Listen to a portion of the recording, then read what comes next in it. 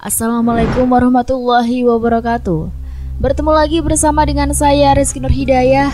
Dan kali ini Rizky akan menceritakan 5 gelar Umar bin Khattab, orang cerdas hingga singa padang pasir. Bagaimanakah kisah selengkapnya? Baiklah sobat, tanpa perlu berlama-lama lagi, marilah kita langsung saja masuk ke ceritanya.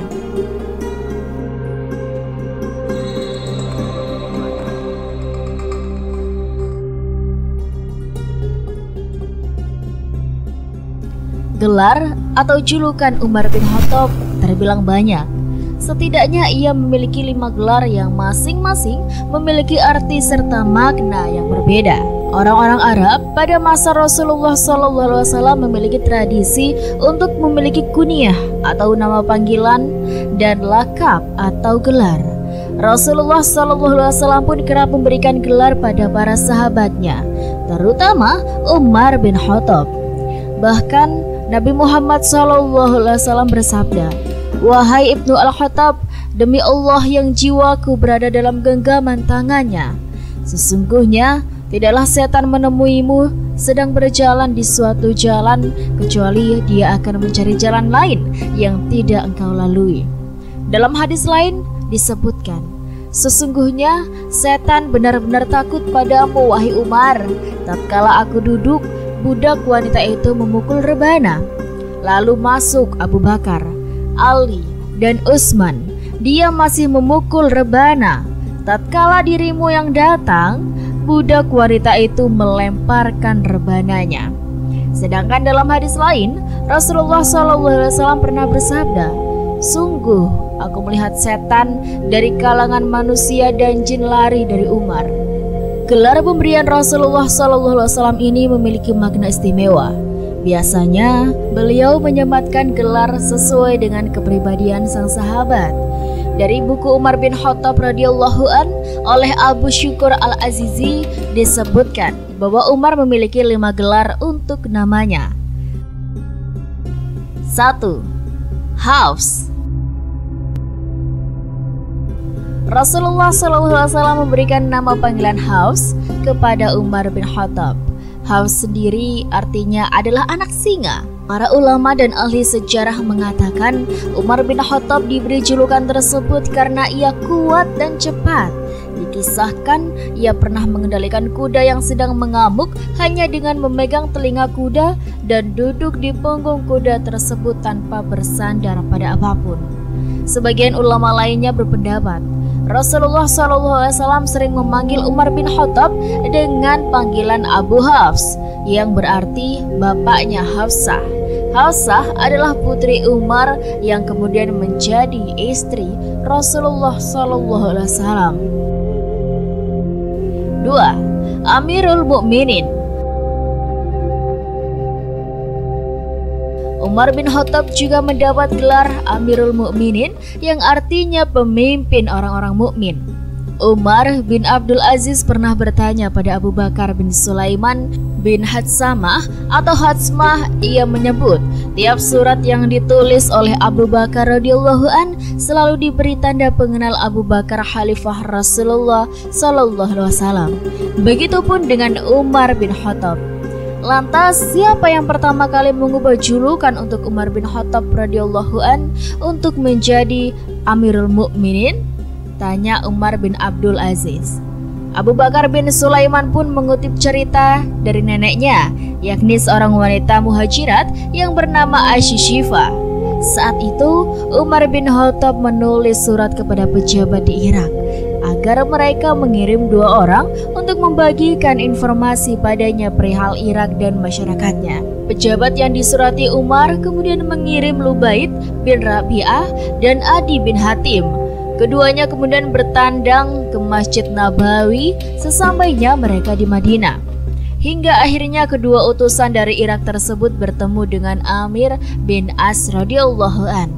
Lubaid dan Adi pun berkata pada Amr bin As, "Bantulah kami untuk meminta izin untuk bertemu dengan Amirul Mukminin Umar." Amr pun kembali bertanya, "Mengapa kau memanggil khalifah dengan Amirul Mukminin?"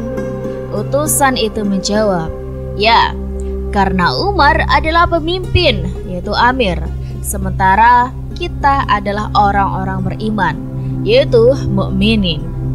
Amr yang mendengar jawaban tersebut pun menilai panggilan itu sangat baik. Demi Allah, tepat sekali engkau menyebut namanya. Kemudian Amr pun masuk menemui Khalifah Umar dan berkata, "Assalamualaikum wahai Amirul Mukminin. Apa yang terlintas dalam benakmu dengan nama yang kamu sebutkan tadi, wahai Ibnu As?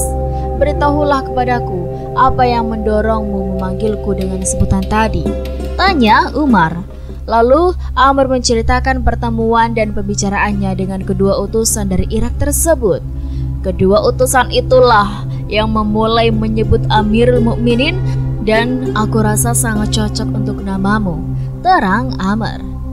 Kami kaum mukminin dan Anda ialah Amir, pemimpin kami, lanjutnya. 3. Al-Faruq.